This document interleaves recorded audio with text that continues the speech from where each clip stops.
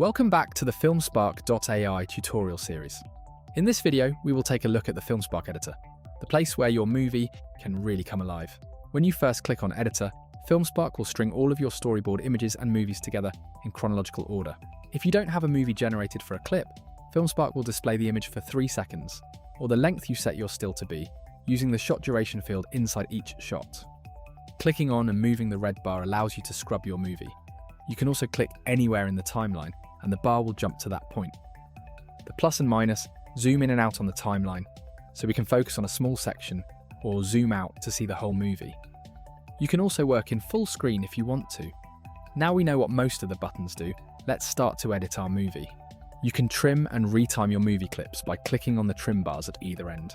Clicking on the clips and dragging them allows you to move and reposition your clips. If two are close, they will snap together.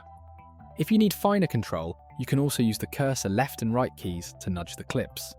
When you select a clip, the Clip Details tab on the left will show you information about it, including start and end frame, what type of clip it is, as well as a link back to its storyboard. You can also double-click on the clip directly to take you here. Close the Clip Details tab to see our Assets tab. This contains any extra images, movies, or sounds you've imported or created for the edits. Right now it's empty, so let's import a sound file by dragging it in. I imported an Ocean Waves sound file, which can now be found in the Sound tab, or the All tab, which shows everything.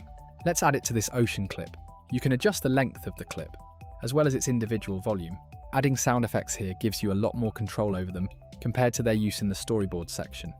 We can also generate sound effects and music in the editor directly. Click on the Generate button to open the Generate Asset window. It has 2 tabs, one for sound effects and another for music.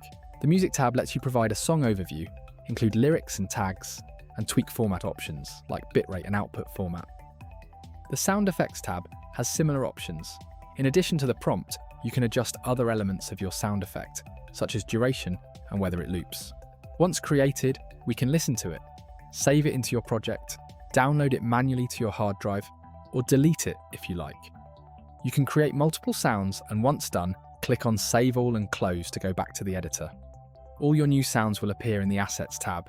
Let's position the splash. You can add multiple audio tracks, so let's add one more so we can drag in our imported ocean sound at the same time. It's beginning to look like a finished movie, but you also have the option to export all movie clips, sound files, and images to an external movie editor like Adobe Premiere or DaVinci Resolve.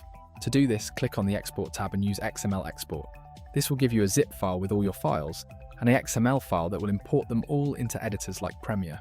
You can also export just the media files, either the final shots, just the videos, just the images, or all videos and images. If you are happy with your edit, you can export the final movie as an MP4 from FilmSpark. Click on Full Movie and start the export. Once it's exported, you can play the movie or download it to your local computer. Congratulations! You've just gone from a simple idea to a fully realized movie. FilmSpark.ai, your complete AI production console. Stop generating, start directing.